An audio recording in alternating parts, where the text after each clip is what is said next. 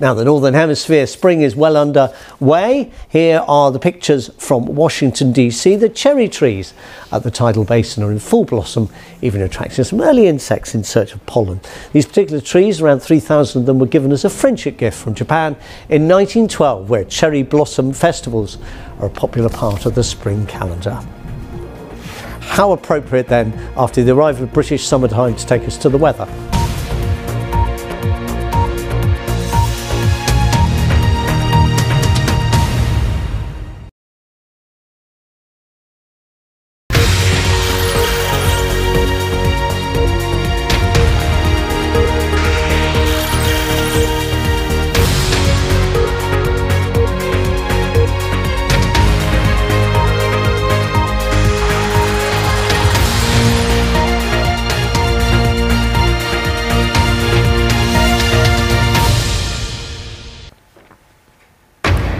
This is BBC World News. I'm Martine Croxall. Our top stories. Israel's government is in disarray after the Prime Minister Benjamin Netanyahu postpones a speech expected to halt controversial judicial changes. This is the scene live at the moment in Jerusalem, where protests against the changes continue for another day. Prince Harry has made a surprise appearance at a High Court hearing in London. He's among several high-profile figures bringing a privacy case against the publisher of the Daily Mail newspaper. The Scottish National Party is set to announce a new leader with 3 contenders in the running to succeed Nicola Sturgeon. A nationwide strike across Germany as unions stage walkouts to support claims for pay rises to meet the cost of living crisis.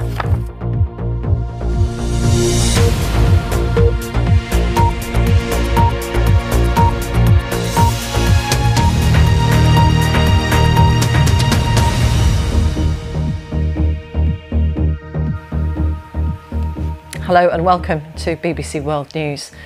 The coalition government of Israel's Prime Minister Benjamin Netanyahu has been plunged into chaos after mass overnight protests in the country. The protest was sparked after he sacked his defence minister, who spoke out against plans to reform the system of appointing judges.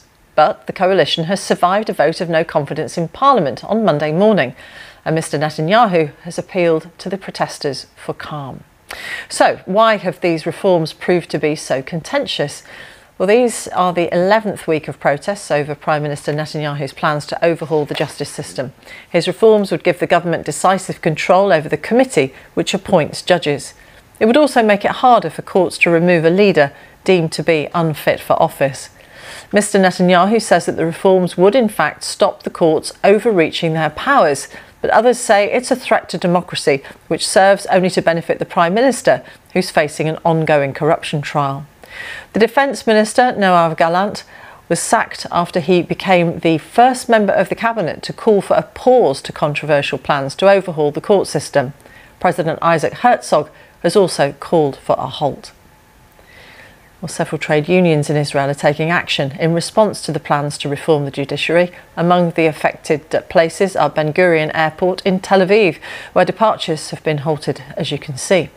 2 major seaports have been affected, and it's being reported that the Medical Association and the Federation of Local Authorities are also joining the nationwide strike. The McDonald's burger franchise is closing its branches in Israel today. Our Middle East correspondent Anna Foster gave us this update from Jerusalem.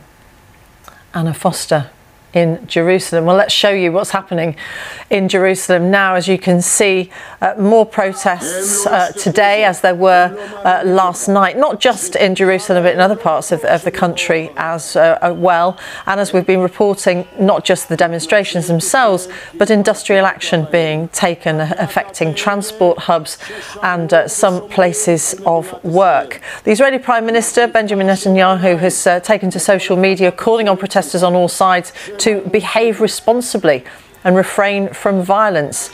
As far as we can tell, things look fairly peaceful from these pictures. He added, "All of us are brothers and sisters."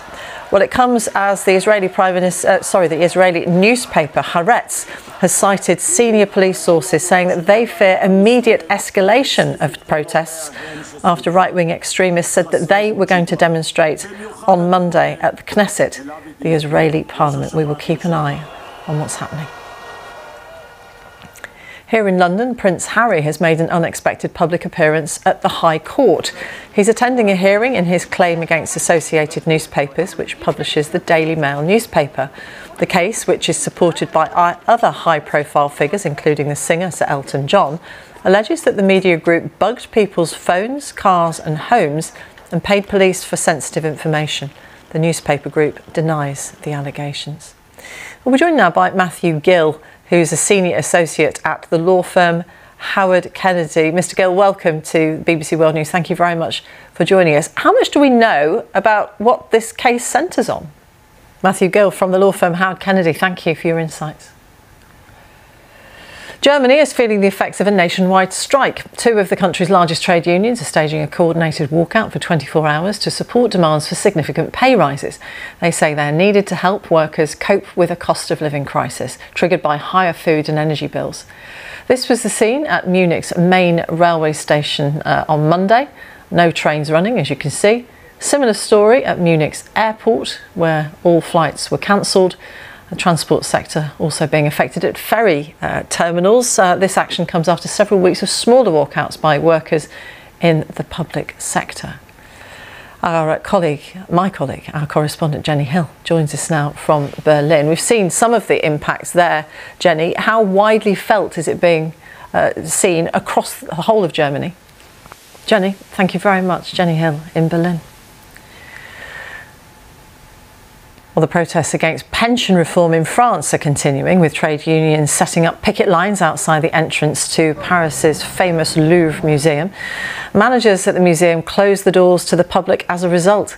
The row is over President Macron's determination to raise the age at which people can be paid a state pension from 62 to 64. Another nationwide day of protest has been called for Tuesday, and that has already led to the French government postponing the state visit of the UK's King Charles.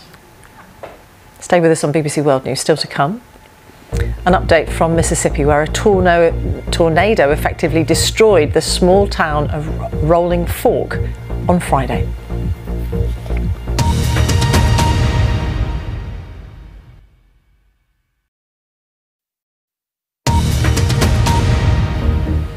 Welcome back to BBC World News. Let's return to the situation in Israel, where mass protests and widespread strikes are taking place across the country over controversial judicial reforms that the Prime Minister Benjamin Netanyahu had proposed and is trying to see through. We're joined by our Middle East correspondent Tom Bateman. From what I've been reading, Tom, it sounds as if the action, the strikes, the industrial measures being taken is spreading.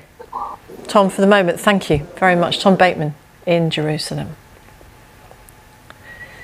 The American Red Cross has begun delivering help to the survivors of the tornado which effectively destroyed the small town of Rolling Fork in Mississippi. At least 25 people died when winds blowing at up to 200 miles per hour, that's 320 kilometres an hour, swept across the area on Friday. President Biden has promised federal disaster aid. Our correspondent Sophie Long is in Mississippi and sent this report. The new leader of the Scottish National Party will be revealed later, in about half an hour from now, 6 weeks after Nicola Sturgeon announced her resignation. The Scottish Health Secretary Humza Yousaf, the Finance Secretary Kate Forbes and Ash Regan, a former minister, are the three contenders hoping to become First Minister. Whoever wins the top job will take on a fractured party and a country facing a number of policy challenges.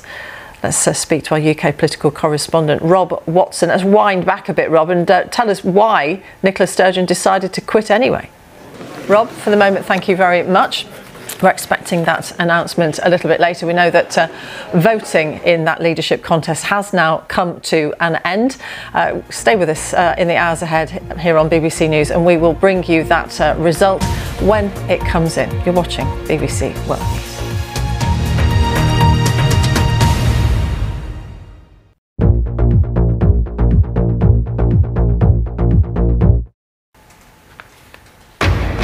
This is BBC World News. I'm Martine Croxall. Our top stories. Israel's government is in disarray after Prime Minister Benjamin Netanyahu postpones a speech expected to halt controversial judicial changes. This is the scene live at the moment in Jerusalem, where protests against the changes continue for another day. The Scottish National Party is set to announce a new leader with 3 contenders in the running to succeed Nicola Sturgeon. A nationwide strike across Germany as unions stage walkouts to support claims for pay rises to meet the cost of living crisis.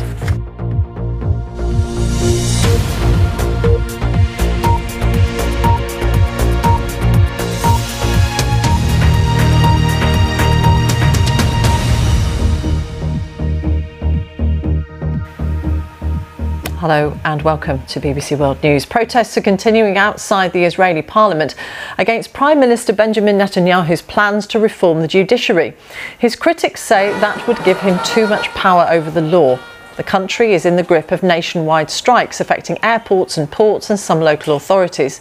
And the protests have been given fresh impetus after Mr Netanyahu's defence minister spoke out against them and was sacked. And then the Israeli president also called for the changes to be dropped. Yuval Shani is a legal scholar and senior research fellow at the Israel Democracy Institute. He's currently in London. I asked him to explain the stage these legislative changes have reached. Stay with us here on BBC World News. Still to come, Myanmar's military government is celebrating Army Day. Our correspondent was there and he'll explain what it means for the generals as they fight a pro-democracy uprising.